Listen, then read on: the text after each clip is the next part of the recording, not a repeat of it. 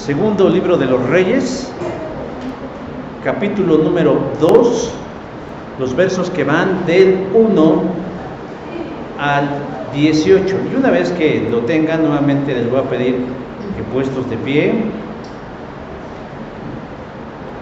hagamos de forma alternada la lectura de esta porción de la Escritura. Segundo libro de los Reyes, capítulo número 2, versos del 1 al 18. Yo leo el verso 1, ustedes el versículo 2, sucesivamente así nos vamos hasta que juntos leamos el verso 18. Segundo libro de los Reyes, capítulo 2, versos del 1 al 18. Y dice así la palabra del Señor. Aconteció que cuando quiso Jehová alzar a Elías en un torbellino al cielo, Elías venía con Eliseo de Gilgal. Y dijo Elías a Eliseo: quédate ahora aquí, porque Jehová me ha enviado a Betel. Y Eliseo dijo: vive Jehová y vive tu alma, que no te dejaré. Descendieron pues a Betel. Y saliendo Eliseo, los hijos de los profetas que estaban en Betel le dijeron: ¿sabes que Jehová te quitará hoy a tu señor de sobre ti? Y él dijo: sí, yo lo sé, callad. Y Elías le volvió a decir: Eliseo, quédate aquí ahora, porque Jehová me ha enviado a Betel. Y él dijo: vive Jehová y vive tu alma, que no te dejaré. Vinieron pues a Jericó. Y se acercaron a Eliseo los hijos de los profetas que estaban en Jericó y le dijeron: ¿sabes que Jehová te quitará hoy a tu señor de sobre ti? Él respondió: sí, yo lo sé, callad. Y Elías le dijo: te ruego que te quedes aquí, porque Jehová me ha enviado a guardar. Y él dijo: vive Jehová y vive tu alma, que no te dejaré. Fueron pues ambos. Y vinieron 50 varones de los hijos de los profetas, y se pararon delante a lo lejos, y ellos dos se pararon junto al Jordán. Tomando entonces Elías su manto, lo dobló y volvió a las aguas, las cuales se apartaron a uno de agua dorada, y pasaron ambos por seco. Cuando habían pasado, Elías dijo a Eliseo: pide lo que quieras que haga por ti, antes que yo sea quitado de ti. Y Eliseo dijo: te ruego que una doble porción de tu espíritu sea sobre mí. Él le dijo: cosa difícil has tenido. Si me vieres cuando fueres pagado de mí, te será hecho así, mas no. Y aconteció que yendo ellos y hablando, he aquí un carro de fuego con caballos de fuego apartó a los dos, y Elías subió al cielo en un torbellino.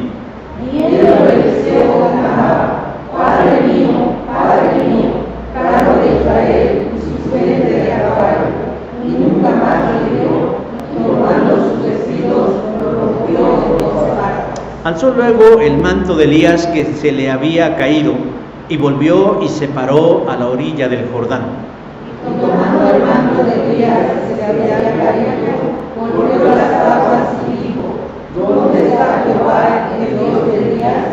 Y así llegó golpeado del mismo zarza, se apartaron a uno y a otro lado, y pasó este. Viéndole los hijos de los profetas que estaban en Jericó al otro lado, dijeron: el espíritu de Elías reposó sobre Eliseo, y vinieron a recibirle y se postraron delante de él. Y dijeron: he aquí a tus siervos 50 varones fuertes, vayan ahora y busquen a tu Señor. Quizá lo ha levantado el espíritu de Jehová, y lo ha echado en algún monte o en algún valle. Y él les dijo: no envíes. Mas ellos le importunaron, hasta que, avergonzándose, dijo: enviad. Entonces ellos enviaron 50 hombres, los cuales buscaron 3 días, mas no lo hallaron todos. Y cuando volvieron a Eliseo, que se había quedado en Jericó, él les dijo: ¿no os dije yo que no fueseis? Amén. Pueden tomar sus lugares.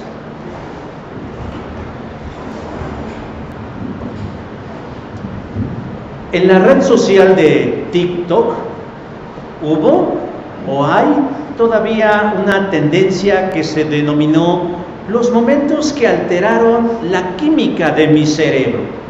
donde a través de videos cortos se documentaron casos, en su mayoría trágicos, que pasaron de tener una vida tranquila, armoniosa y con futuro. Pero de repente algo rompió el encanto, una crisis financiera, una ruptura amorosa, una injusticia o lo más frecuente, una enfermedad incurable. En estas últimas, el común denominador fue que las historias casi siempre terminaban con la muerte del ser amado. Pero también el común denominador en estas historias es que la inmensa mayoría no estaba preparado para una situación de esa naturaleza, a acompañar en el último periodo de su vida a su ser amado, ni mucho menos despedirlo sin pesares ni sin culpas. Es entendible que para el hombre sin Cristo, enfrentar momentos de esta naturaleza lo haga únicamente con los recursos con los que cuenta, su propia fe y su propia fortaleza. Pero para quienes somos inmerecidamente elegidos en Cristo, que nos ha dado el don de la salvación, Él nos provee a nosotros no solo un camino distinto, sino una serie de recursos que nos ayudan en los momentos complicados de nuestra existencia, máxime cuando tenemos que decir adiós. Elías es considerado uno de los más grandes profetas de Dios, y no es para menos. Hay por lo menos 3 razones que justifican tal descripción. La primera es que Elías debió ser alguien muy especial para nuestro Dios, porque no le permitió experimentar muerte en su carne, sino que fue asunto al igual que Enoc. Hebreos capítulo 11, versículo 5. Lo segundo es que junto con Moisés, Elías acompañó a Cristo en su transfiguración delante de sus discípulos en un monte, Mateo capítulo 17. Y el tercero es que Elías debió ser un profeta muy estimado entre los judíos del segundo templo, porque en varias ocasiones es mencionado, por ejemplo, por el mismo Jesús. ¿Quién dice la gente que es el Hijo del Hombre? Mateo 16:13. E inmediatamente sus discípulos respondieron dentro de sus alternativas que Elías sería uno de ellos. En el asunto de la salvación o de la soteriología, también se menciona a Elías como una parte importante, como por ejemplo cuando dicen, Elías ya vino, mas no le conocieron, aludiendo a que Juan el Bautista era como Elías. Pero indudablemente, uno de los momentos más icónicos de la vida del profeta es el que ya mencioné, su asunción al cielo a través de un torbellino, y que hoy nos ayuda a conocer cómo nosotros podemos, con la ayuda de nuestro Dios, experimentar paz, sobre todo en momentos cuando tenemos que despedir a quien queremos. Yo sé que ortodoxamente el pasaje nos habla más de un paso de estafeta del ministerio profético de Elías a Eliseo en el reino del norte de Israel.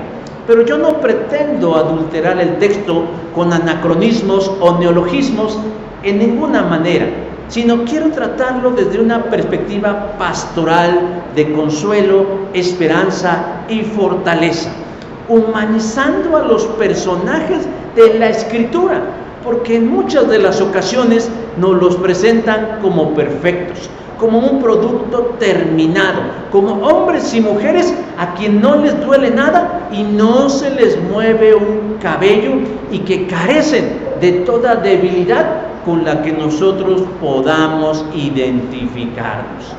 Yo encuentro en el pasaje 3 instantes fundamentales que nos sirven a nosotros como ayuda del cielo para saber qué hacer o qué esperar cuando nos encontremos en el difícil momento de decir adiós a esa persona que tanto queremos.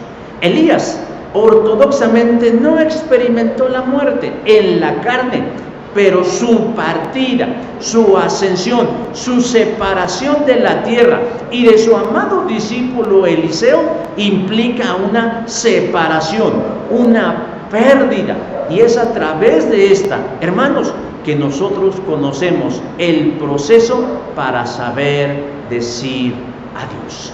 Así pues, el primer elemento que yo encuentro y que nos ayuda como una herramienta divina, como una herramienta espiritual para saber decir adiós, es una preparación. ¿Dónde lo veo? En el versículo 3, cuando dice: ¿sabes que Jehová te quitará hoy a tu Señor de sobre ti? Han transcurrido 24 años de ministerio profético de Elías. Él comenzó a profetizar en el reino de Acab y su perversa esposa Jezabel, cuando ascienden al trono y pervierten la fe del pueblo. ¿De qué manera? Instalando el culto al dios de Baal. Primer libro de los Reyes, capítulo 16, versículo 32. Pero Acab, junto con su esposa, murieron de manera trágica y dolorosa, y lo sucedió en el trono su hijo Ocosías. Primer libro de los Reyes, 22:51. Este solo reinó 2 añitos, porque luego de tener un accidente quedó postrado en cama, y en vez de conjurar al Dios de Israel, buscó consejo en Baal-zebub, dios de Ecrón, lo que le trajo como consecuencia que Dios le quitara la vida, como dice la canción. Segundo libro de los Reyes, capítulo 1. Pero Elías sabe que su tiempo está por terminar en este mundo, y Dios se lo revela, y no solo le ha dicho que ya no estará más en esta tierra, sino que además le dice cómo será su partida de esta tierra. Verso 1: en un torbellino hacia el cielo.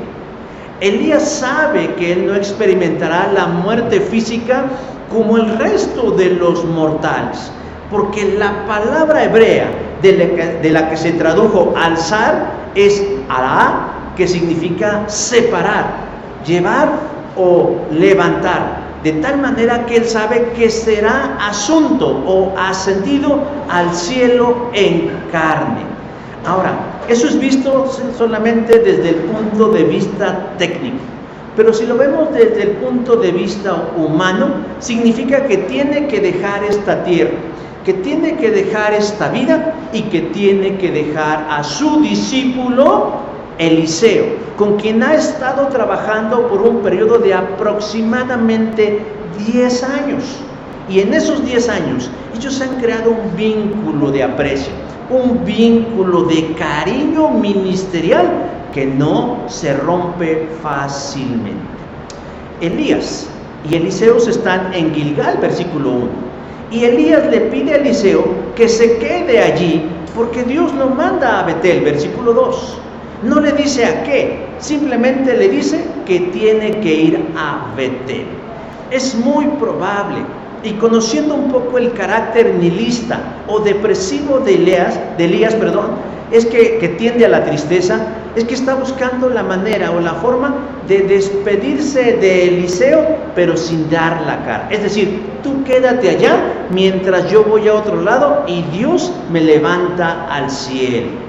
Pero Eliseo algo sabe, no intuye, sino él sabe, y por eso se niega a quedarse en Gilgal y decididamente le dice: vive Jehová y vive tu alma, que no te dejaré.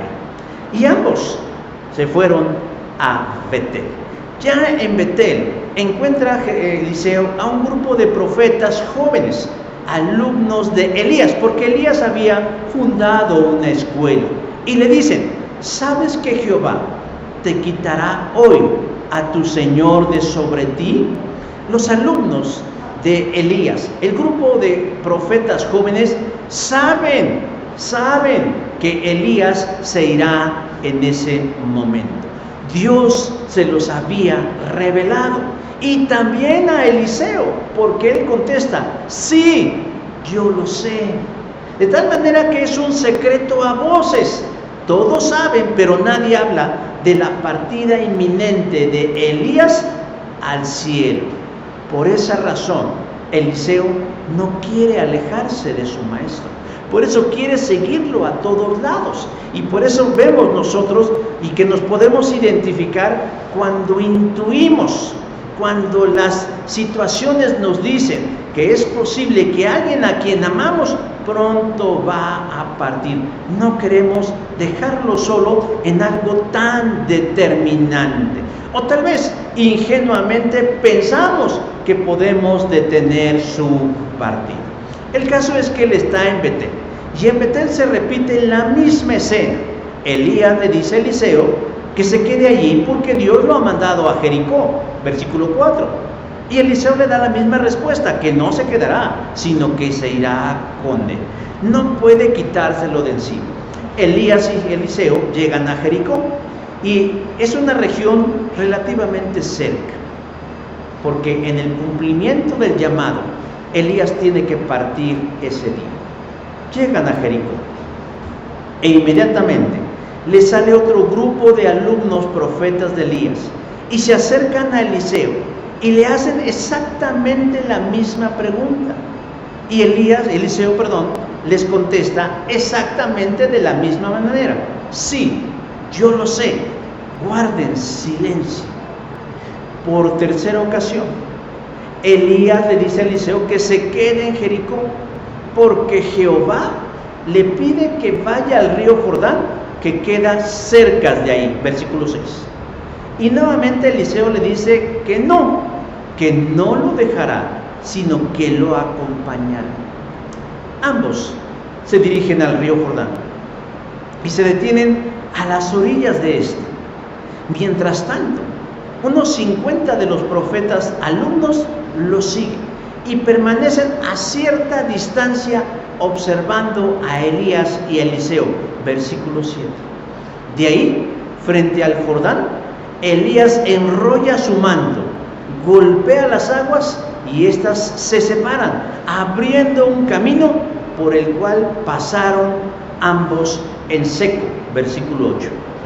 Ya del otro lado, frente a frente, se quitan la máscara y Elías le dice a Eliseo: pide lo que quieras que haga por ti antes que yo sea quitado. Por fin, Elías hace del conocimiento de Eliseo lo que él ya sabe, que ese día se tiene que ir. Pero no quiere irse así nada más, sino quiere dejarle un legado, quiere dejarle una herencia. De por sí ya Eliseo tiene una responsabilidad, ser la voz de Dios en Israel. Pero Elías quiere dejarle algo que lo haga sentir que está con él. Nadie, hermanos, nadie debería vivir la vida paranoicamente creyendo que es el último día de su vida. Pero es una realidad que todos viviremos, a menos que seamos como Elías o a menos que seamos como Enoc. Pero ninguno de nosotros tenemos la vida comprada. Lo que sí tenemos por certero, como dicen algunos, es que cuando nacemos comenzamos a morir. Y que cada día que pasa nos vamos acercando más a ese instante. Unos antes, otros después. Unos de forma intempestiva y sorpresiva, y algunos más de forma paulatina y lenta. Pero para quienes Dios, a través de la vida, les permite atravesar en un proceso, nos podemos ver un poco identificados en ese instante entre Elías y Eliseo. Primero, de no querernos alejar de quien amamos, y después de aferrarnos a algo que nos haga sentir que seguirán con nosotros aún después de que se vaya. Una vez escuché a Nancy DeMoss, creadora y líder del ministerio Aviva Nuestros Corazones, decir que uno de los temores más grandes del ser humano cuando pierde a un ser querido es olvidar cómo era, es olvidar su voz, es olvidar esos momentos, y por tanto no quieren dejar de llorar, porque creen que el día que ya no les lloren ese día pasarán en el olvido. Por eso buscan una prenda, un objeto, una fotografía, algo que venga de ellos y que los mantenga vigentes en su vida, que los mantenga en el aquí y en el ahora, que los haga sentir todavía parte de ellos. Por eso, morir es una realidad que no podemos soslayar. Y si Dios nos permite la oportunidad de darle acompañamiento a alguien en sus últimos momentos, hagamos como Eliseo para hacerlo más llevadero y poder decir adiós con toda paz y con toda tranquilidad. El segundo elemento que yo encuentro en el texto no solamente es que hay un tiempo de preparación, sino que es indudable que hay una separación. Versículo 11 dice: un carro de fuego con caballos de fuego apartó a los dos. Elías y Eliseo están frente a frente. Y Elías le pregunta: ¿qué quieres que haga yo por ti antes de irme? Y Eliseo le contesta: te ruego una doble porción de tu espíritu que sea sobre mí. Si nosotros leemos el pasaje así, de manera superficial, entenderíamos que Eliseo le está pidiendo algo que Elías no puede hacer: darle del espíritu que reposa en él, porque no era un don de Elías, sino era un don de Dios.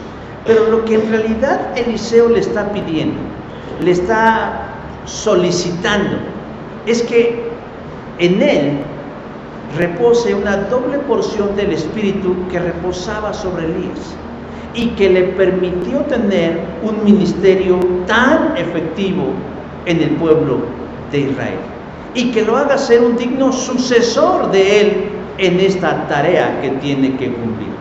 Elías reconoce que lo que Eliseo le pide no es fácil, sino complicado, pero no es imposible, porque él sabe cómo es el propósito divino y le contesta: si me ves en el momento en el que sea llevado de tu lado, recibirás lo que me pediste, pero si no me ves, no lo recibirás.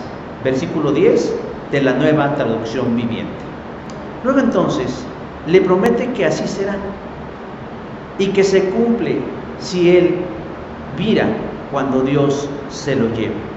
Ellos siguen caminando por el camino del otro lado del Jordán, conversando, cuando de manera intempestiva aparece un carro de fuego tirado por caballos de fuego y pasa entre ambos, separándolos. Y dice el verso 11: y los separó, y Elías fue llevado al cielo por un torbellino. Sucede lo que Eliseo no quería que pasara: separarse de Elías. Sucede lo que no queremos que suceda: separarnos de aquellos a quien amamos. Pero como lo dije hace un rato, él ya sabía que eso pasaría, porque durante 3 ocasiones dijo: vive Jehová y tu alma, que no te dejaré. Él no quería que Elías se fuera, porque en 3 ocasiones dijo que no lo dejaría, y que si de él dependiera, detendría lo inevitable. Pero no fue así. Eliseo estuvo con Elías hasta lo último, y no dependió de ninguno de los dos seguir juntos en esta tierra. ¿De qué dependió? De la soberana voluntad de Dios. ¿Cuál es la reacción de Eliseo? ¿Cuál es la reacción de Eliseo ante el hecho de que lo separan de un ser que ama? Fue, como dice la canción de Julio Iglesias, que tiró su pañuelo al río para mirar cómo se hundía. Eso sería muy romántico de nuestra parte, pero no. Dice la palabra, verso 13, que Eliseo exclamó: Padre mío, carro de Israel y su gente de a caballo. ¿A quién creen ustedes que está clamando Eliseo? ¿A Dios? No está diciéndole a Dios, sino que la palabra Padre de la que tradujeron, la palabra hebrea de la que tradujeron padre, es una expresión que no se utiliza para la figura de Dios, sino para alguien más muy amado. De tal manera que el grito de Elías es desgarrador diciendo: maestro mío, clamando porque le ha sido quitado del corazón y de su presencia alguien tan amado para él que era como su propio padre. Le duele, no porque sea su maestro, no porque sea su mentor, sino porque es su padre espiritual y en ese momento se lo han quitado. Ahora imagínense, si Eliseo, siendo Eliseo, con el calibre espiritual que tiene, le quebrantó esa separación, pues cuanti menos nosotros que somos árboles secos comparados con él. Máxime a nosotros nos dolerá el momento en que habremos de decir adiós. Pero mientras Eliseo todavía contempla cómo el remolino asciende llevándose a Elías, rompe sus vestiduras en señal de angustia y de duelo por la pérdida de su padre espiritual. O sea, Eliseo no fue estoico. Eliseo no se mantuvo en una pieza diciendo: pues ya se lo llevó, era la voluntad de Dios y no pasó nada. No, sí pasó. Se quebrantó de tal manera que su boca habló de su dolor. Dice Carl L. Lewis que Dios habla con susurros en el placer de nuestras vidas, pero con dolor a nuestros corazones para despertar nuestras conciencias. Y en ese momento el corazón de Eliseo está quebrantado porque se han llevado a su maestro. Y no solo lo grita: maestro mío, sino dice que rompe sus vestiduras, evidenciando su angustia y su pérdida. Eliseo recupera un poco de la serenidad y ve el manto de Elías que se le había quedado. Lo toma, va de regreso al río Jordán y golpea el agua como hizo Elías. Y el momento en el que golpea el agua con el manto de su maestro, grita y pregunta: ¿dónde está Jehová, el Dios de Elías? Y es una pregunta válida, aún para Eliseo, porque en esos momentos de pérdida, él siente la necesidad de preguntarle al cielo: ¿dónde está el Dios de Elías? Y es casi el mismo reproche que Marta le hace a Jesús cuando su hermano menor murió, y que le dice: si tú hubieras estado aquí, mi hermano no habría muerto. Juan capítulo 11, verso 21. Y es casi, hermanos, el mismo clamor que escuchamos en el hombre cuando enfrenta una separación de esta naturaleza. Cuando ya no le veremos más en la tierra, cuando ya no escucharemos por un tiempo más su voz, cuando ya no disfrutaremos de su compañía. Pero cuando todo parece que ya terminó, viene Jesús y nos dice que lo mejor está por comenzar. ¿Por qué? Porque dice que en ese instante Dios le respondió a Eliseo. ¿De qué manera?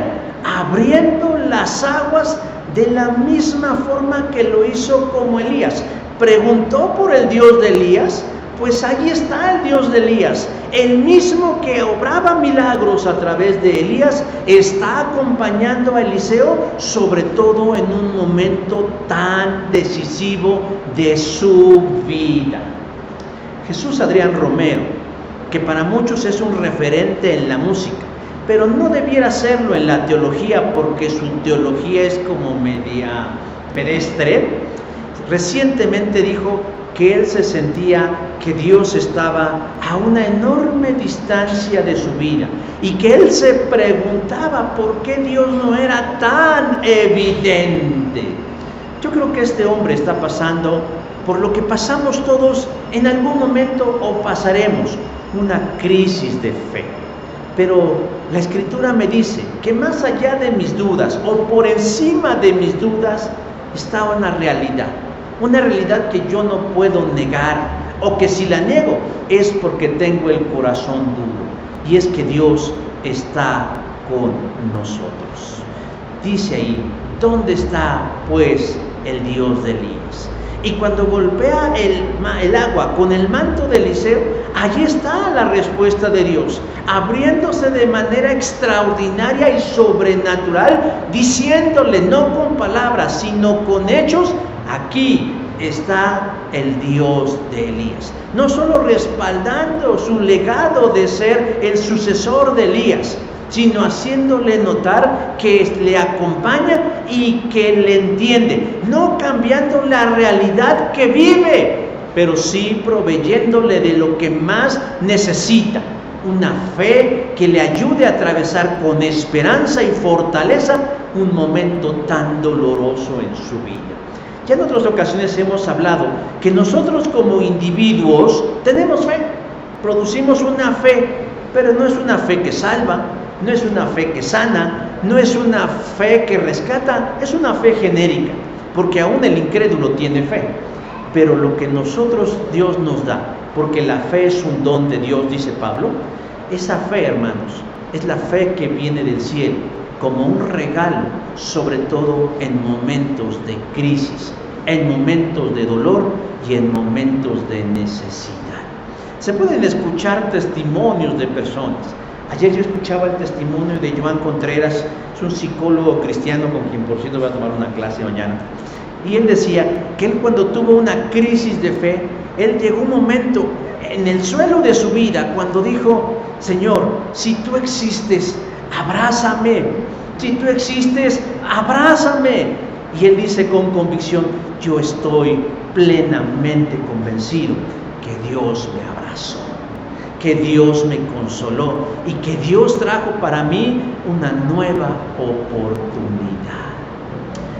Cuando Eliseo ve el río abierto y un camino delante de él, alegóricamente me recuerda a Moisés cuando cercados por el enemigo, no teniendo a dónde ir, Dios abre un camino de posibilidades delante de él. Hermanos, cuando perdemos a alguien muy querido y muy amado, pensamos que ya no hay vida.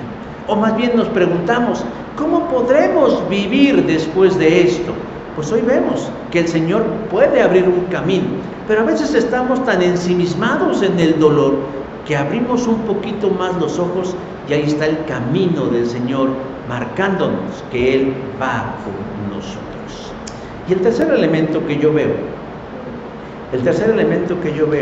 en este plan de saber decir adiós, primero es el proceso, después es la separación en sí misma, después es, vamos a decirlo así, la aceptación, aunque eso lleva su tiempo.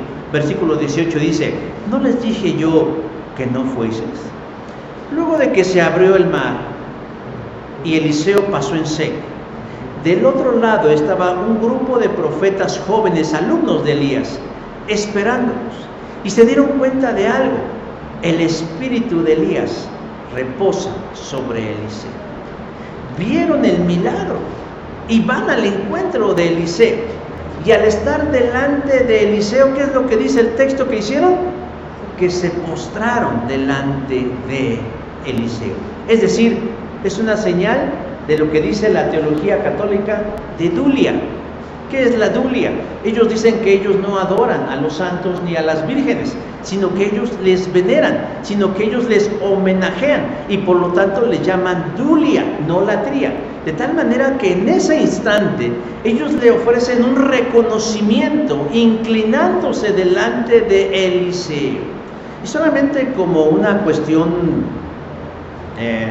un dato por ahí, en varios momentos de la Escritura encontramos a personajes a quienes otros se les inclinaron, no en un acto de adoración, sino en un acto de reconocimiento. Por ejemplo, Cornelio a Pedro y de Juan a un ángel en el Apocalipsis.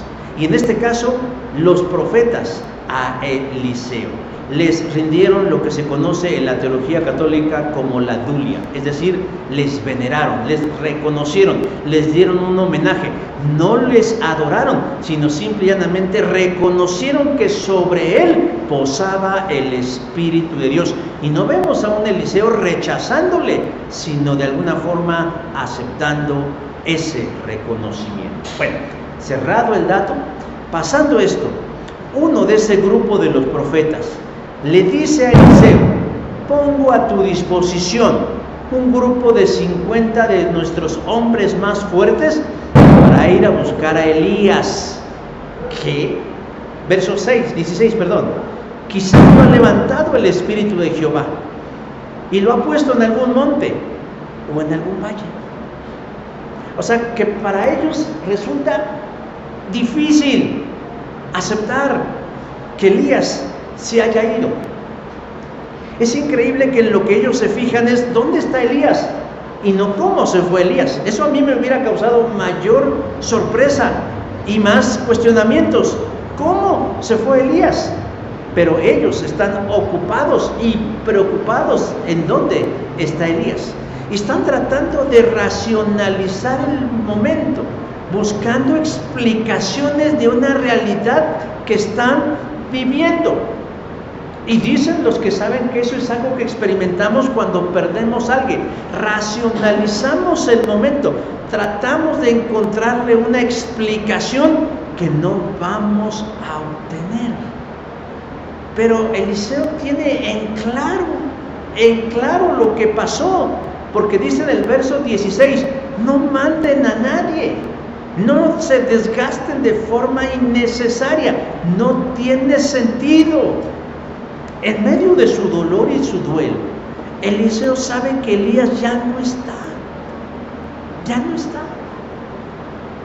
Él tiene un conocimiento de Dios. Y ese conocimiento de Dios le dice cuál fue el destino de su maestro. Y que está bien. Y que está mejor que nunca.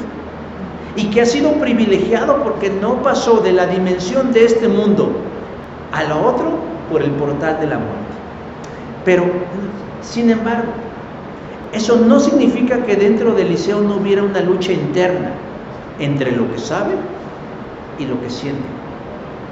Porque él sabe que Elías está bien, pero él siente que Elías ya no está.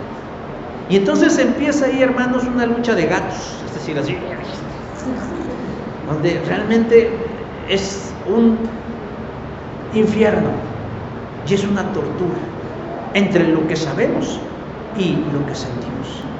Fueron 10 años de estar juntos en el ministerio y de una relación más que profesional, era de un vínculo entre un padre y un hijo, y hoy se había terminado y le duele y tiene que trabajar en aceptar, pero no puede dejar de lado lo que sabe, porque si deja de lado lo que Dios le ha revelado, entonces él se va a hundir, hermano, se va a hundir.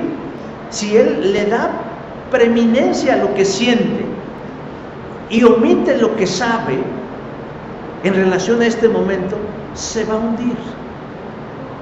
Pero él sabe que tiene que ser fuerte. Y por eso les dice a estos hombres: no vayan a ningún lado, no manden a nadie. Elías ya no está. Pero ellos insisten y caen en el síndrome del Scotch-Brite. Están friegue y friegue. Y dice el texto que tanta fue su insistencia que avergonzaron al profeta y lo obligaron a aceptar. Verso 17, que tuvo que decir: está bien, mándenlos. Así pues, 50 hombres salieron a buscar a Elías durante 3 días, cuyo resultado resultó infructuoso, y tuvieron que regresar a Jericó diciéndole que no habían encontrado a Elías. Y me llama en sobremanera la respuesta de Eliseo, con una pregunta por demás retórica: ¿no les dije yo que no fueran? ¿No les dije yo que no fueran? A veces hay ayudas que no ayudan. entendemos que quien está a nuestro alrededor quiere ayudarnos a sentirnos menos mal o sentirnos mejor, diciendo, no pasó nada, todo está bien. Y te empiezan a decir una serie de cosas que a veces en lugar de hacerte sentir bien, te hacen sentir peor. Pero en el caso de Eliseo, él estaba en un proceso en el que Dios estaba sanando ese corazón quebrantado, en ese corazón dolido. Pero de antemano, Eliseo, en la sabiduría que el Señor le dio, antepuso lo que Dios le había revelado por encima de lo que sentía su corazón. Porque si él hubiera dadole entrada a lo que sentía su corazón por sobre lo que el Señor ya le había revelado, repito lo que dije hace unos instantes, él se hubiera hundido. Hermanos, yo sé que cuando perdemos a alguien, uno de los clichés que más utilizamos o se utiliza es decir, no hay palabras. No hay palabras. Claro, en términos humanos, no hay palabras. No hay palabra de hombre que pueda dar luz en un momento tan oscuro. Pero sí hay palabras, cuando estas palabras vienen del cielo. Yo percibo, y me puedo equivocar, que hemos reducido la palabra de Dios a un libro de dichos y datos. Y pensamos precisamente que lo que tenemos frente a nuestros ojos, es un libro, solo un libro, papel y tinta grabada, con letras y palabras que a veces nos cuestan trabajo.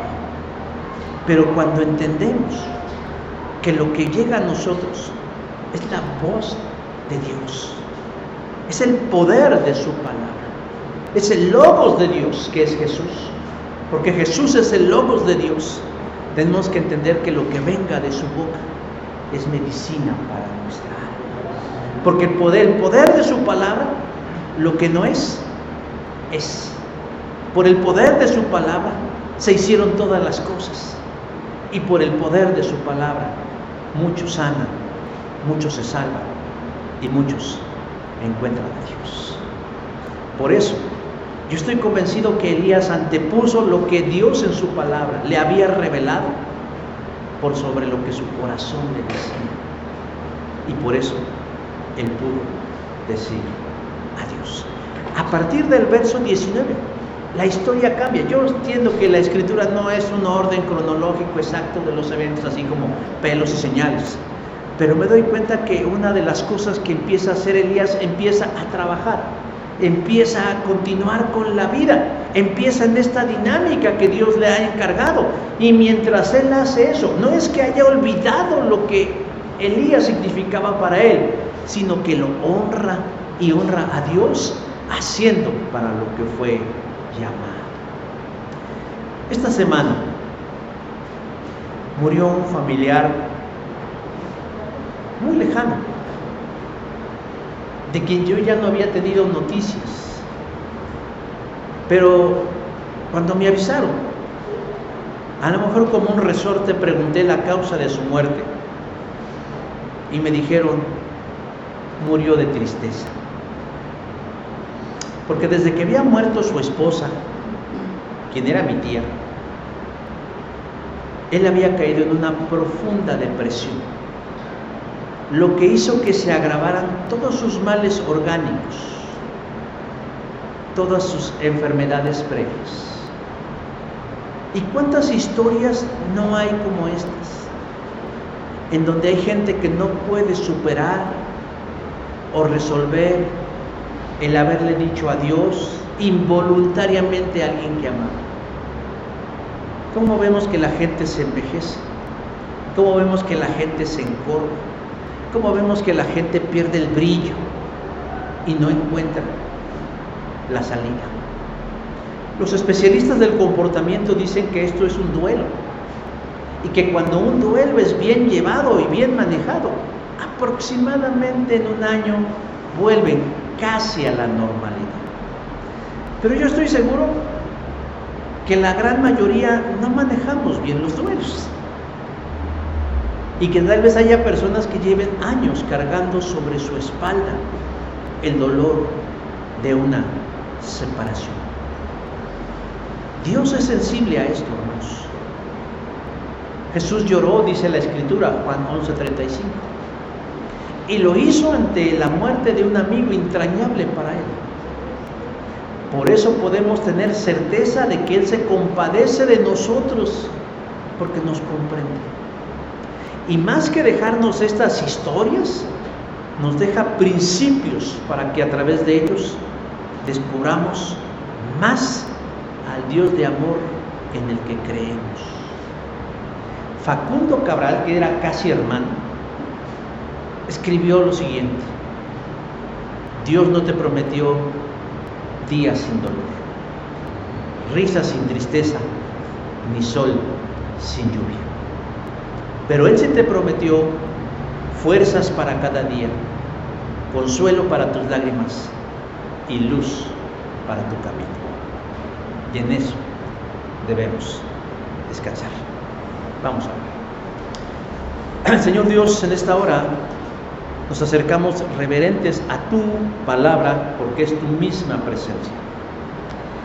Rogando, Dios, que ésta penetre en nuestras mentes, en nuestros corazones, en nuestras voluntades, en nuestros recuerdos, en nuestro pasado, en nuestro presente, y que nos abrace, Señor, con una luz de esperanza y fortaleza de que tú eres soberano, de que tú eres amoroso, de que tú eres sensible y que hoy, Dios, estás aquí con nosotros. Ninguno de lo que nos encontramos hoy aquí o miraremos a través de este video podemos eximirnos de decir que no hemos dicho adiós a alguien que queríamos, ya sea porque pudimos acompañarle o porque fue intempestiva su partida, pero nuestro corazón se duele y se quebranta, y tú lo entiendes y tú lo conoces. Así como respondiste al clamor de Eliseo diciendo: ¿dónde está pues el Dios de Elías? Hoy pedimos, Dios, que ese mismo poder, esa misma gracia, esa misma acción sobrenatural obre en nuestras mentes y nuestros corazones.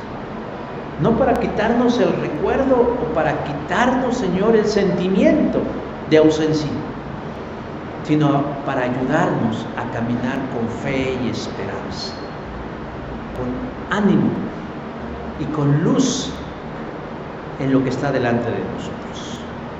Así es la vida. Así ha sido por los siglos en este mundo. Y a lo largo de ese tiempo, tú has sido el mejor consuelo para aquellos que te conocen y te buscan de todo corazón. Queremos, Señor, en esta hora que tu palabra penetre en nuestros corazones y anide, Señor, en ellos y pueda dar un fruto que permanezca y se multiplique a una porción. Pero además, Dios, que nos permitas compartir con otros en otros momentos, en momentos como estos, la esperanza de la vida en el Dios, en el Padre de Jesús. Te bendecimos, Señor. Te glorificamos, te exaltamos, te glorificamos, te amamos con todo nuestro corazón. En ti esperamos y en ti confiamos, hoy y siempre, y por los siglos de los siglos. Amén. Dios les bendiga, mis hermanos.